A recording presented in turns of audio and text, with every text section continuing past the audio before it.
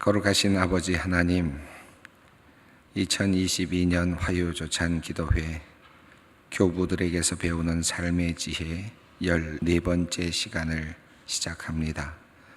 히포의 아우구스티누스에 대하여 함께 배우며 또 우리의 삶을 다시 한번 조명해 보고자 합니다. 하나님, 오늘 이 한 시간 주님께서 함께하여 주시고 또 지혜를 얻는 시간 되게 하시고 또 뜨거운 성령의 능력을 통하여 신앙의 믿음의 깊은 곳으로 들어가는 귀한 시간이 되게 하여 주시옵소서. 부족한 종 주님께서 입술을 주장하여 주셔서 꼭 필요한 말씀 잘 전할 수 있도록 은혜를 베풀어 주시며 주님의 말씀의 통로로 사용하여 주시옵소서. 모든 시종을 주님께 의탁합니다. 우리 주 예수 그리스도의 이름으로 기도 올리옵나이다. 아멘. 북아프리카 출신의 대표적 라틴 교부인 아우구스티누스는 주후 354년 11월 13일 북아프리카의 작은 마을 타가스테에서 태어났습니다. 어머니 모니카는 뜨거운 신앙심을 가진 경건한 그리스도인이었으며 이교도인 아버지는 죽기 직전에 기독교로 개종했습니다. 학문적으로 뛰어났고 진리에 대해 강한 열정을 가진 아우구스티누스였지만 한편으론 10대 시절부터 여인과 동거를 하는 등 무질서하고 방탕한 생활을 했으며 마니교의 이단 사상에 심취해 있었습니다.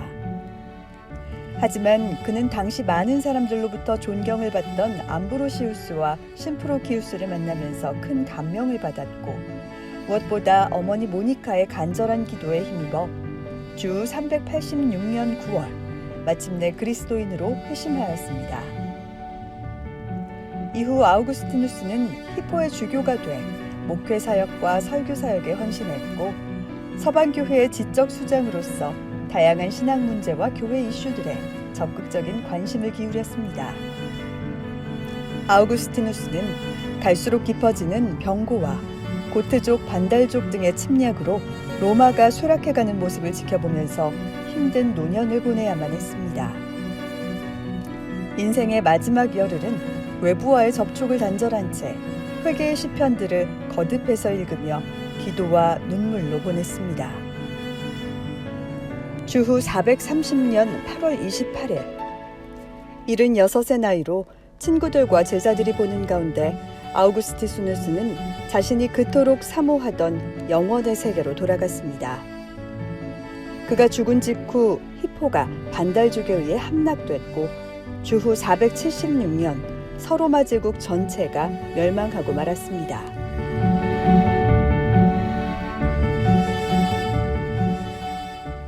오늘은 화요조찬 마지막 시간인데요. 히포의 아우구스티누스에 대해서 함께 살펴보려고 합니다. 어거스틴이라는 이름으로 많이 알려져 있죠. 영어식으로 많이 그렇게 불려지고 있는 이름입니다. 우리가 고대 교부들을 주로 이제 라틴어 음가 그대로 읽어 내려왔습니다. 지금까지. 그래서 가능한 대로 아우구스티누스라고 이렇게 부르는 것이 적절할 것 같습니다만은 너무나도 많은 분들이 어거스틴으로 알고 있기 때문에 제가 그 용어를 좀 섞어서 오늘은 사용하도록 그렇게 하겠습니다. 아우구스티누스 또는 어거스틴, 어떤 분들은 두 사람이 같은 사람이구나 이렇게 또 처음으로 느끼는 분이 계실지도 모르는데 이 영어식 표현과 또 라틴어식 표현이 달라서 상당히 다른 사람으로 느껴지기도 하는 그런 경우가 있습니다. 아우구스티누스의 고백록, 이미 우리 김지철 목사님과 함께 긴 시간 동안 여러분이 깊은 공부를 하신 것으로 제가 알고 있어서 아우구스티누스에 대해서 많은 더 다른 이야기를 하는 것보다는 중요한 흐름만 잡는 것도 의미가 있겠고요.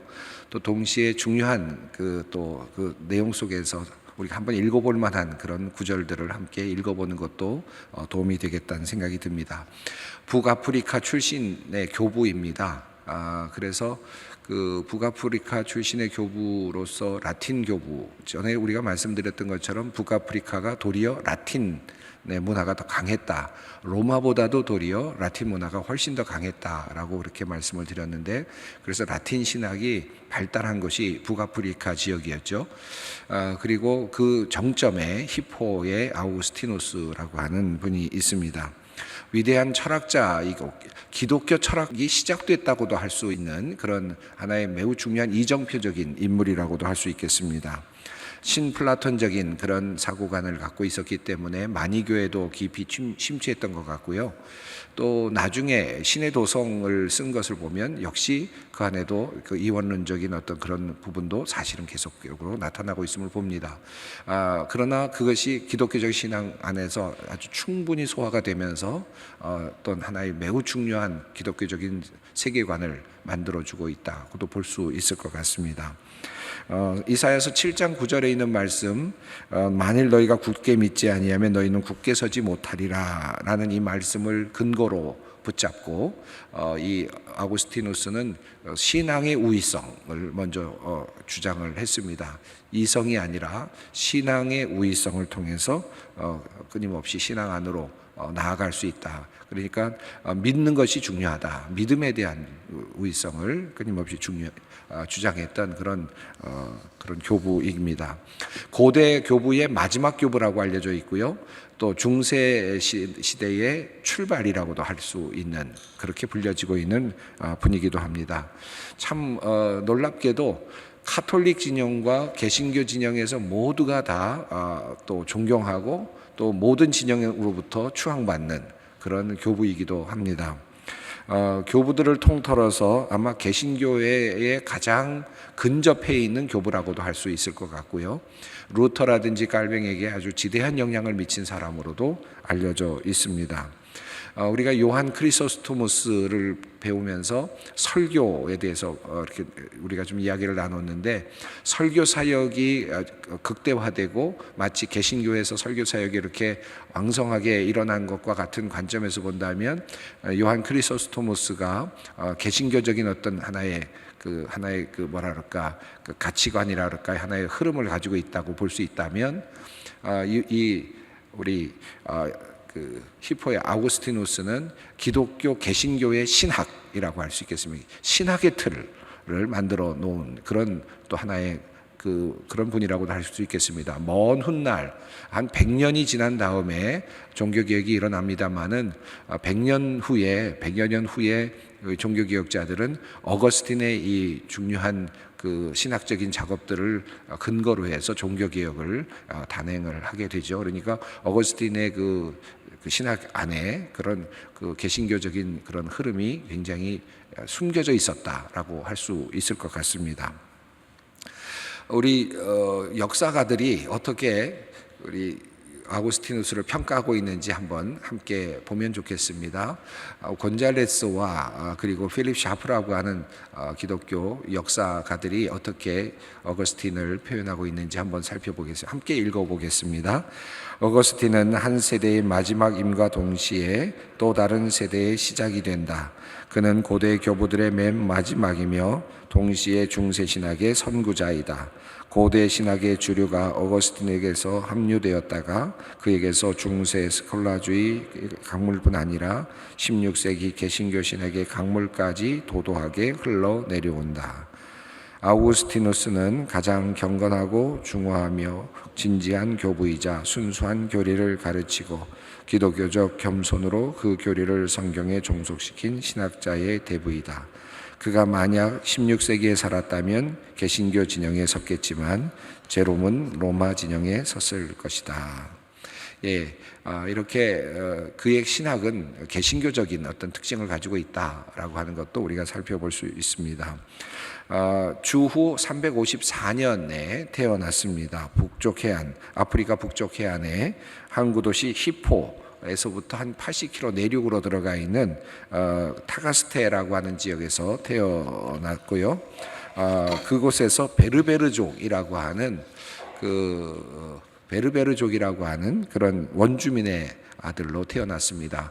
그래서 흑인이었는지 정확하게 알 수는 없는데 베르베르족이라고 하는 것을 치면 두 사람 이름이 이렇게 인터넷에 올라온다고 해요. 첫 번째는 히포의 어거스틴, 그 다음에 축구 선수인 지네딘 지단 이렇게 올라온다고 합니다. 그래서 지네딘 지단이 바로 그 어거스틴의 바로 그 후예다라고 이렇게 알려져 있는데, 이 베르베르족은 그 북아프리카 지역에 굉장히 많이 펼쳐져 있는 살았던 그런 종족인 것 같습니다. 지단을 보면 흑인이라고 보긴 좀 어려울 것 같고, 하여튼 특별한 종족이었던 것 같은데, 어거스틴도 아마 그러한 모습이지 않았을까 그렇게 추측을 할 수 있습니다.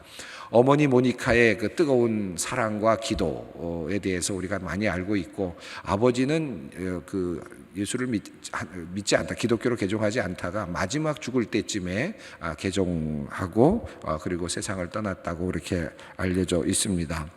이 타가스테에서 교육을 받았고 초급 교육을 마치고 또 이웃 마을로 건너가서 마다우라 지방에서 문법과 고전 문학을 공부했고요. 370년 그가 한 20살쯤 되었을 때는 조금 20살이 좀 되기 전에는 카르타고로 유학을 갑니다. 그곳에서 수사학을 공부하고, 제가 말씀드렸던 것처럼 수사학을 공부했다는 말은 요즘으로 말하면 뭐 변호사가 되었다는 의미도 되고, 그보다 더 큰 어떤 하나의 선생의 의미도 있고 대학 교수의 의미도 있고, 그래서 상당히 그 뭐라 그럴까요, 힘이 있는 하나의 계급으로서 이미 올라서는 것을 의미하는데, 어려서부터 이미 벌써 수사학을 공부하고 바로 교사가 되었다고 합니다. 그래서 카르타고에서 383년까지 수사학을 가르치는 그런 일을 했는데요. 그보다 훨씬 전에 그가 유학하고 있을 때 372년에 아데오다투스라고 하는 아들을 낳습니다. 그러니까 카르타고에서 유학 시절에 한 여인을 만나고 그리고 아이를 갖게 되고 동거하면서 이 아데오다투스라는 아들까지 낳죠.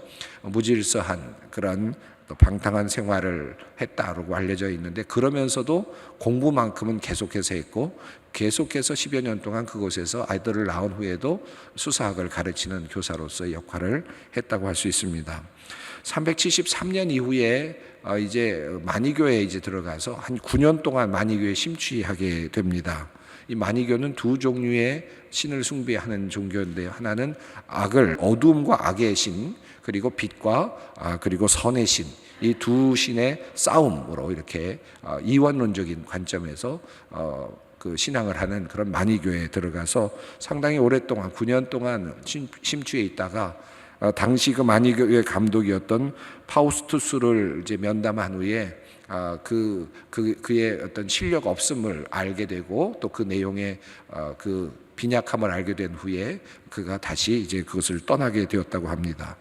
그래서 383년에 그가 로마로 이제 이동을 해서 이제 다시 방황을 시작하는 겁니다. 마니교의 모든 것을 걸었다가 그것이 허무하게 끝나고 난 다음에 이제 기독교로 들어가고 싶어 하는데도 불구하고 끊임없이 그것이 잘 믿어지지 않는 거죠. 그러니까 믿고 싶은데 믿어지지 않는 겁니다. 그래서 받아들이고 싶은데 받아들이지 않는 그런 경험을 합니다. 그러면서 회의주의에 빠지고 힘들어하다가 이 밀라노에서 암브로시우스와 또 그의 선생님이었던 그의 영적인 아버지였던 심플리키아누스와 교제를 하면서 신앙 안으로 들어가게 됩니다. 성 안토니우스의 전기도 읽게 되고요. 그러면서 이제 그가 점점 기독교로 이제 개종하게 되는데, 그런 마음이 들면서도 믿어지지 않는 그런 과정 속에서 그가 극적인 영적인 체험을 하게 되죠. 그 영적인 체험은 뭐 너무나도 여러분이 잘 알고 계시는 내용인데, 386년에 이제 그가 회심을 하게 되는 내용입니다. 한번 여러분 그의 그 회심에 관련된 지금 그림을 보고 계시고요. 그리고 이어서 회심과 관련된 내용을 한번 우리가 함께 읽어 보겠습니다. 자막을 보시면서 함께 읽도록 하겠습니다. 언제까지 기다려야 하는 것입니까? 내일이라고요? 왜 지금 당장은 안 되는 것입니까? 왜 지금 바로 이 시간에 나의 추하고 부끄러운 삶을 끝내주시면 안 되는 것입니까? 나는 이렇게 부르짖고서는 마음으로부터 통회하며 통곡하였습니다. 바로 그때 옆집에서 들려오는 목소리가 있었는데 그것이 소년의 것이었는지 소녀의 것이었는지는 알 수 없지만 노래 부르는 것처럼 반복해서 들려왔습니다. 집어들고서 읽어라, 집어들고서 읽어라 라는 그런 명령이 들립니다. 자, 그 다음입니다. 함께 읽습니다. 나는 그 책을 얼른 집어들고 아무데나 펼쳐서 내 눈에 가장 먼저 들어온 구절을 읽었습니다. 방탕하거나 술 취하지 말며 음란하거나 호색하지 말며 다투거나 시기하지 말고 오직 주 예수 그리스도로 옷 입고 정욕을 위하여 육신의 일을 도모하지 말라. 나는 더 이상 읽고 싶지도 않았고 읽을 필요도 없었습니다. 그 구절을 다 읽고 나자 그 즉시 확신의 빛 같은 것이 내 마음속에 부어져서 의심의 모든 어두움은 사라져 버렸습니다. 이 아우구스티누스는 이제 성경 말씀을 읽고 그 말씀이 빛이 되어서 자기의 마음을 비추는 순간에 회심을 하게 되었습니다. 뜨거운 영적 경험이라기보다는 개인적이었지만 아주 깊숙이 들어오시는 빛과 같은 그런 그 회심의 경험을 하게 된 것이죠. 이 어거스틴의 이야기가 종종 많이 이렇게 회자가 됩니다. 성경을 아무데나 집어서 읽어라. 그러면은 그 말씀을 읽고 지금 회심한 어거스틴과 같이 그렇게 되지 않겠느냐. 그래서 어떤 분들은 또 성경을 이렇게 무작위로 그냥 아무데나 읽는 것이 얼마나 또 우스꽝스러운 일인가. 또 그렇게 또 폄하하는 분들도 있지 않습니까?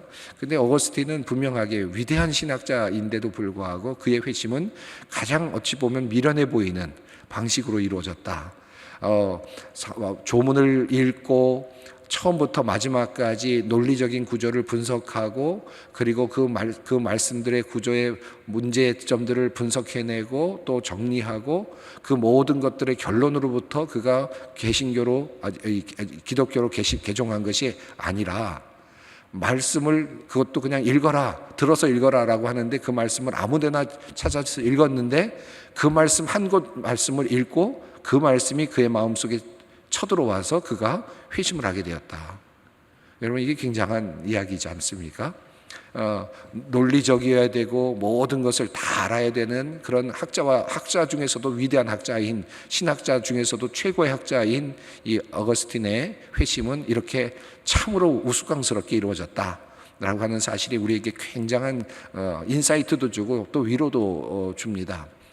또 어떤 분들은 그래서 그렇게 읽는 것은 적절하지 않다라고 말하지만 어거스틴에게 있어서 이런 일이 일어났다는 사실도 굉장히 중요할 것 같습니다. 중요한 것은 무작위로 읽거나 또는 뭐 조목조목 읽거나 매일같이 정해진 본문으로 읽거나 할 것 없이 중요한 것은 그 말씀이 나에게 깊숙이 들어오는가 하는가가 핵심이죠.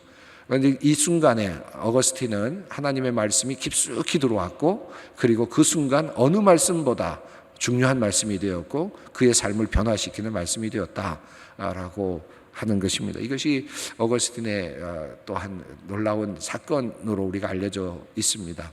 우리도 이제 말씀을 읽을 때마다 그러므로 어떤 분들은 그 자기 자신의 지식을 자랑하고 또 자기 자신의 그 지식의 어떤 어떤 하나의 그 프라이드 때문에 논리적으로 모든 것들이 다 설명돼야 되는 그런 어려움에 봉착해서 하나님을 제대로 믿지 못하는 분들이 상당히 많이 있습니다.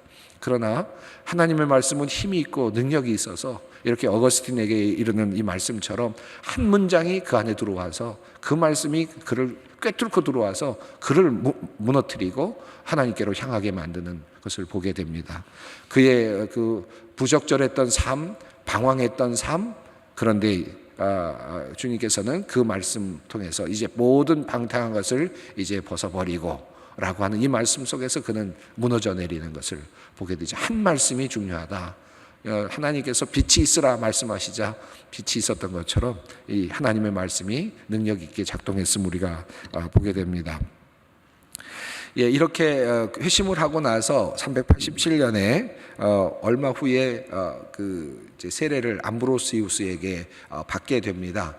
그리고 나서 아데오다투스 아들도 세례를 받고요. 그리고 이제 타가스테라고 하는 고향으로 다시 돌아오던 중에 어머니 모니카가 세상을 떠나죠. 56세의 나이로 세상을 떠납니다. 너무나도 애석한 일입니다. 어머니가 그렇게도 아들의 회심을 바라고 바랐는데 그 회심을 보기는 했습니다. 그리고 세례받는 것 보기는 했지만 그가 멋진 신학자로 성장해 나가는 것은 사실은 보지는 못했습니다. 그의 마지막 그 모니카의 그 글이 어거스틴의 그 고백록에 들어있는데 한번 같이 읽어보겠습니다. 아들아, 이제 내게는 이 세상에서 살 낙이 아무것도 없구나. 이 세상에서 내가 소망하였던 것들이 이제 다 이루어졌는데 여기에서 내가 앞으로 무엇을 해야 하고 왜 여기에 계속해서 남아 있어야 하는지를 알지 못하겠구나. 지금까지 내가 이 세상에서 조금이라도 더 오래 머물고자 했던 이유는 딱 한 가지였는데 그것은 내가 죽기 전에 내가 그리스도인이 되는 것을 보는 것이었다.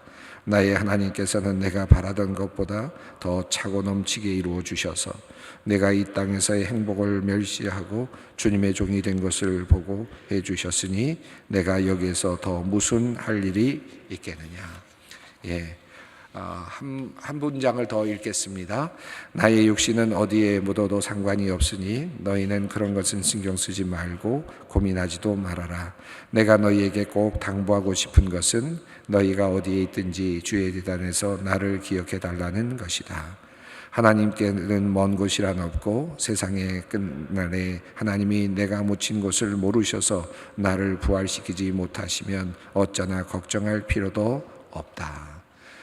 아주 깊은 신앙 안에서 그가 모니카가 살아왔던 것을 알 수 있고요. 그가 살아야 할 이유, 어머니가 살아야 할 그의 마지막 이유는 단 한 가지였다. 자기 자신의 아들이 회심하고 하나님께로 돌아오는 것을 보는 것, 그게 삶의 이유였다.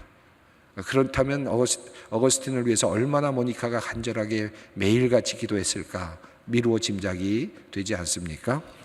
이런 신앙의 어머니의 모습을 우리가 보게 됩니다.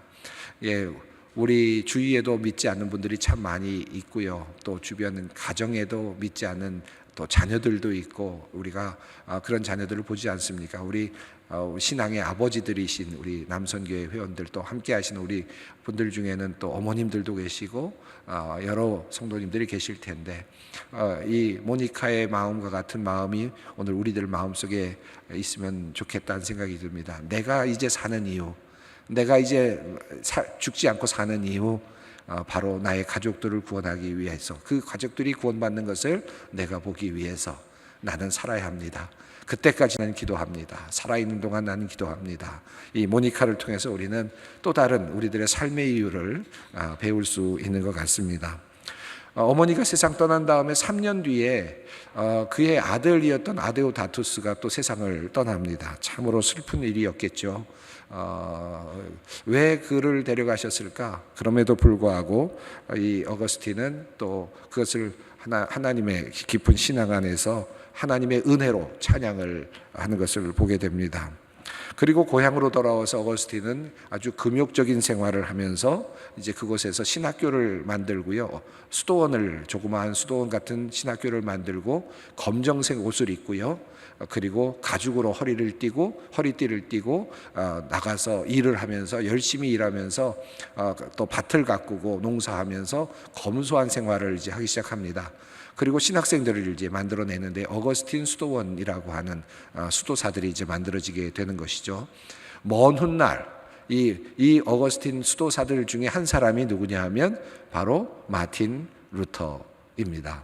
그러니까 어거스틴이 이와 같은 회심의 그 시간부터 시작돼서 긴 1000년의 역사가 이제 루터를 향하여 가고 있는 그런 또 다른 하나의 출발을 하게 되는데, 그것이 바로 사실 그 어거스틴의 고향이었고 사실은 시골이었습니다. 시골과 같은 그런 곳이었는데 그곳에서 바로 그런 일이 일어나기 났다라는 것도 굉장히 의미 있습니다.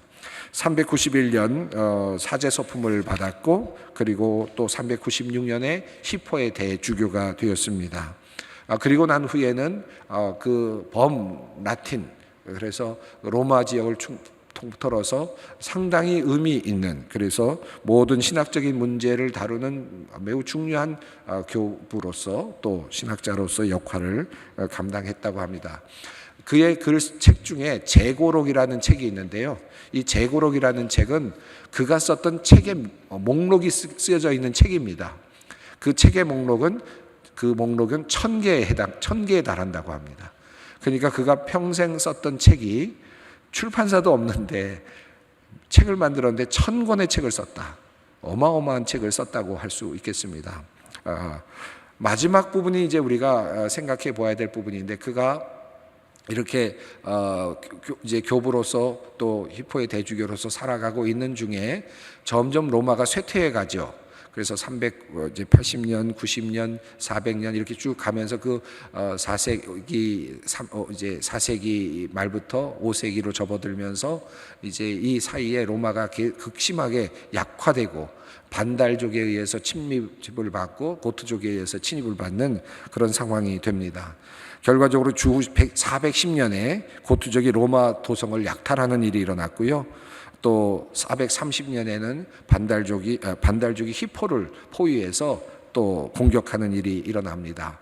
왜 하나님을 믿는 그 거룩한 도성, 그러니까 318년에 기독교로 개종을 하고, 그리고 기독교를 받아들이게 되고, 그리고 나서 397년이죠. 그때 그 로마 국교가 되고 하러가는 이런 시간이 있었는데, 그리고 나서 얼마 되지 않아서 400년, 100년밖에 지나지 않은 다음부터 벌써 로마가 이렇게 쇠퇴하는가?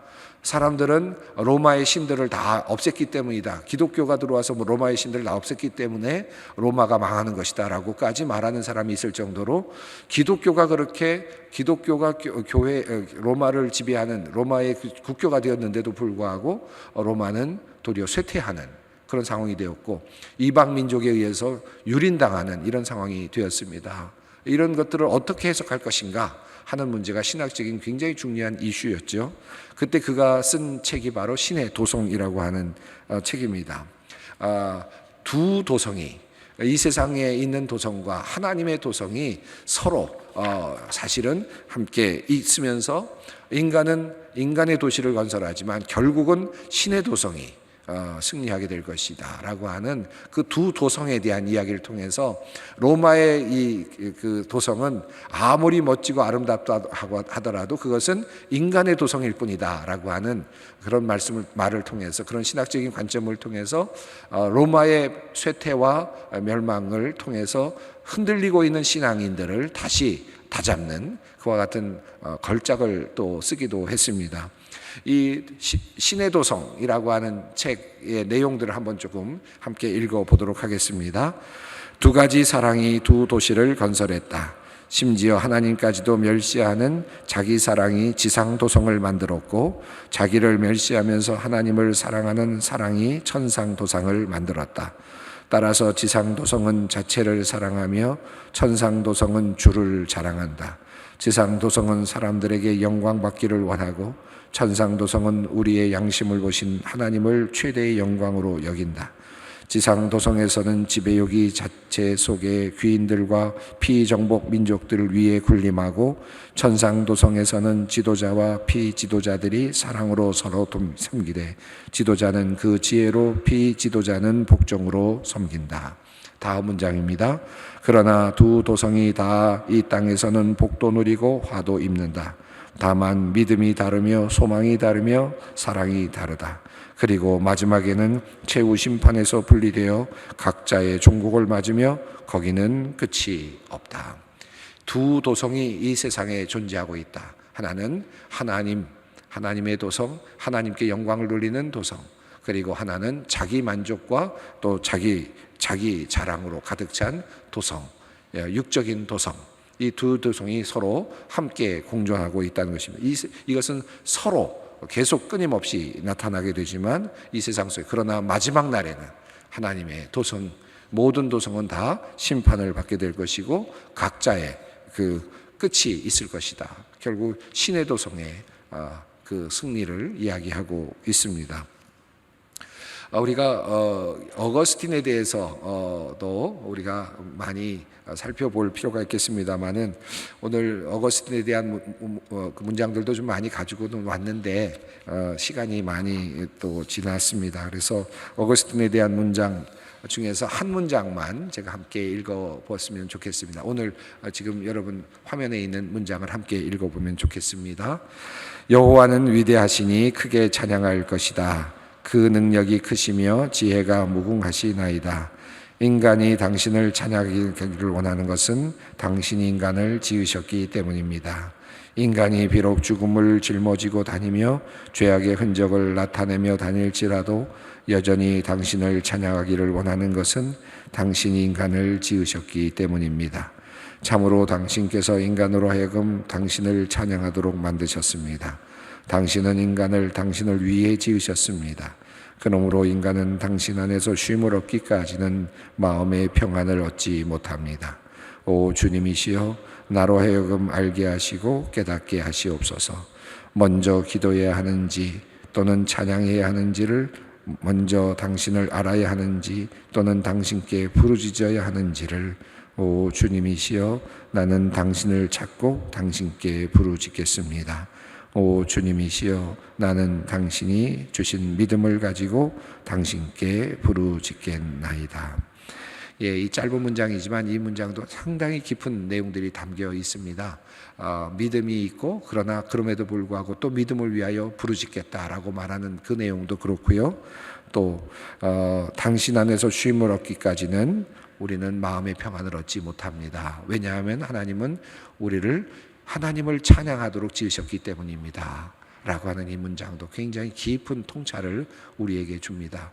우리가 평안을 누리지 못하는 것은 이 어거스틴의 이 지금 고백록에 따르면 하나님께서 우리를 찬양하도록 지으셨는데 그 찬양하는 그 본분을 우리가 해내지 못하기 때문에 그 안에서 우리가 안식이 없다.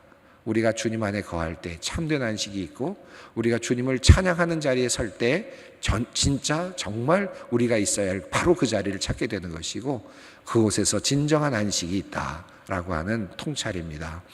이것은 영적인 눈으로 보아야만 볼 수 있는 큰 하나의 귀한 하나의 식견이라고도 할 수 있을 것 같은데 어거스틴은 바로 이와 같은 귀한 놀라운 통찰을 통해서 우리들에게 신앙의 길을 가르쳐 주고 있다고도 할 수 있겠습니다.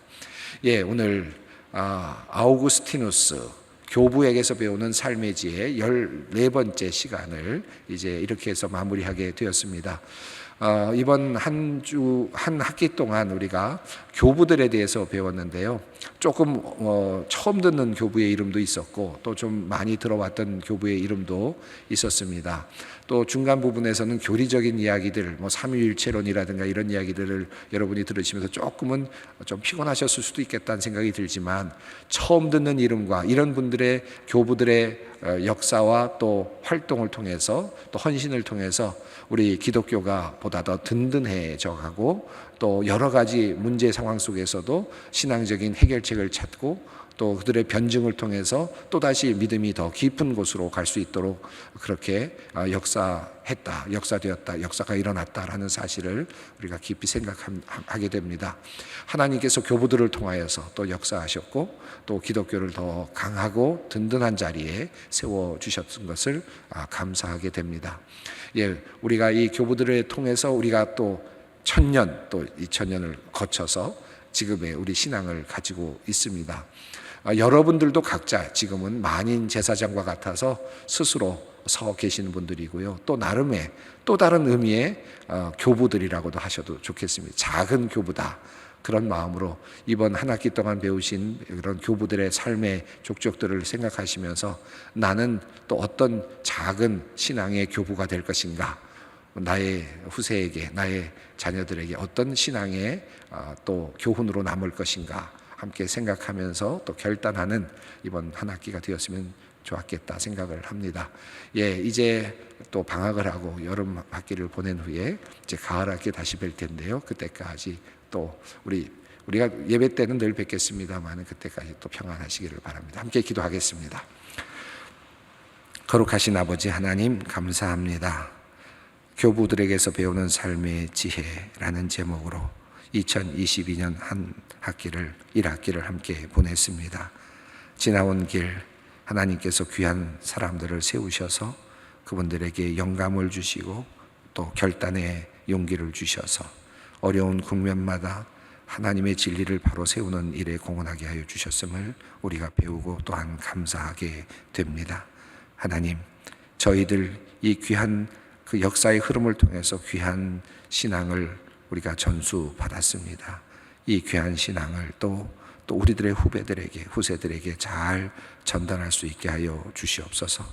모니카가 자신의 귀한 아들 아우구스티누스가 회심하는 것을 보기까지 자신의 생명이 연장되기를 기도하며 그렇게 평생 동안 기도했던 것처럼 우리들의 후세들을 위하여 기도하며 후세들의 또한 구원을 위하여 기도할 수 있는 우리 모든 남순교회 회원들 또 우리 모든 성도들 되게 하여 주시옵소서. 우리 주 예수 그리스도의 이름으로 기도 올리옵나이다. 아멘.